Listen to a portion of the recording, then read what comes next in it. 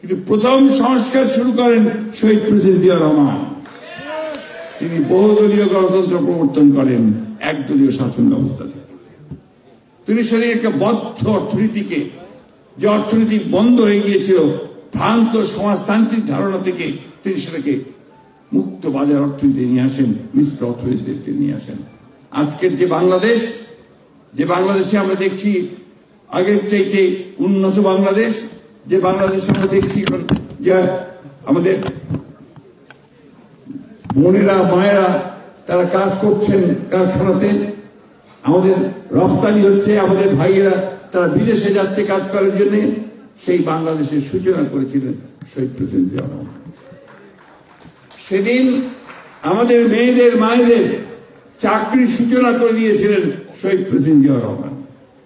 এই বিষয়গুলো হচ্ছে সংস্কার। শিক্ষা ব্যবস্থায় আমূল পরিবর্তন নিয়ে এসেছিলেন সংস্কারের মধ্য দিয়ে। তিনি শিল্পে পরিবর্তন নিয়ে এসেছিলেন সংস্কারের মধ্য দিয়ে। কৃষিতে দ্বিগুণ উৎপাদন করেছিলেন সংস্কারের মধ্য দিয়ে।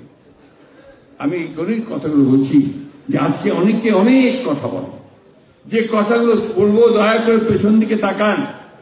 এই দেশে নতুন কোনো কিছু পরিবর্তন, কোনো কিছু সংস্কার করে মানুষের অবস্থার পরিবর্তন যা কিছু করার সবই বিএনপিকে দিয়ে শুরু হয়েছে, শহীদ প্রেসিডেন্ট জিয়া রহমানকে দিয়ে শুরু হয়েছে। ঠিক একইভাবে আমাদের নেত্রী যিনি পতাকাটা তুলে ধরেছিলেন, সেই শহীদ প্রেসিডেন্ট জিয়া রহমানের শাহাদাতের পরে সেই নেত্রী তিনিও আবার এই দেশে সংসদীয় গণতন্ত্রের সংস্কার নিয়ে এসেছিলেন, গণতন্ত্রের সংস্কার করে নিয়ে এসেছিলেন। তিনি মহিলাদের শিক্ষার ব্যবস্থার সংস্কার করেছিলেন, তারা ক্লাস 12 পর্যন্ত পড়তে পারবে, কোনো বেতন দিতে হবে না।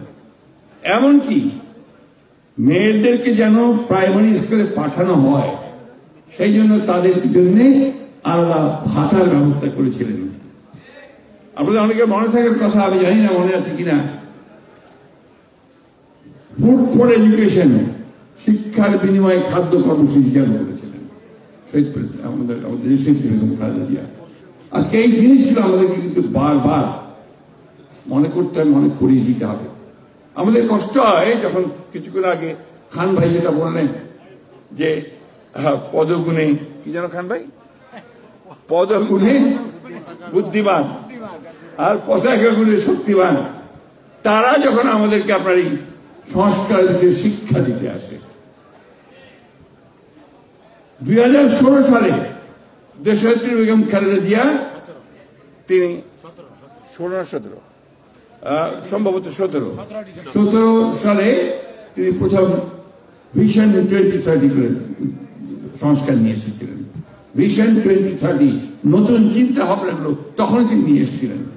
রেইনবো নেশন, দ্বিকক্ষ বিশিষ্ট পার্লামেন্ট, তখনই তিনি সামনের দিকে কথা প্রস্তাব নিয়ে এসেছিলেন সামনে। এই বিষয়গুলো আমাদেরকে মনে করতে হবে। আর আবারও আমাদের নেতা আজকে যিনি আমাদের এখানে বসে আছেন সামনে, তার নেতৃত্বে, তার নির্দেশে আমরা 31 দফা কর্মসূচি আমরা জাতির সামনে তুলে ধরেছি। সেটা সম্পূর্ণভাবে সংস্কার।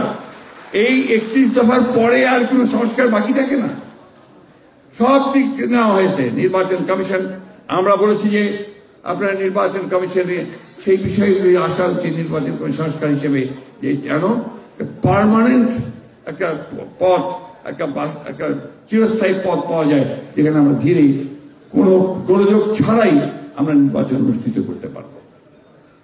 একটা সিস্টেম এভলভ করতে পারবো, যে সিস্টেমটা আমাদেরকে পিসফুল ট্রান্সফার অফ পাওয়ার দেবে, সেটা আমরা বলেছি। আমরা বলেছি পার্লামেন্টে কে দ্বিকক্ষ বিশিষ্ট করার জন্য, এককেন্দ্রিক না করার জন্য।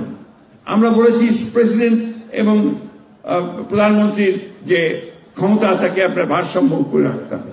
আমরা বলেছি একজন ব্যক্তির 2 বারের বেশি প্রধানমন্ত্রী, পরপর 2 বারের বেশি প্রধানমন্ত্রী হওয়া উচিত নয়।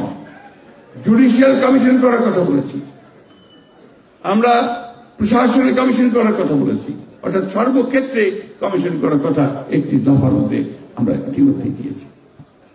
তো সুতরাং ওই কথাগুলো বলবেন না, আমরা আসলেও আমরা পুরোপুরি ভাবে আমরা একটা সংস্কারের প্রতি বিএনপি সেই সংস্কারগুলো দিয়েছি। আসুন আমরা আমাদের ভারপ্রাপ্ত চেয়ারম্যান তারেক রহমান সাহেবের সেই যুগান্তকারী যে 31 দফা, সেই 31 দফা কর্মসূচিকে আমরা সামনে এগিয়ে নিয়ে যাই।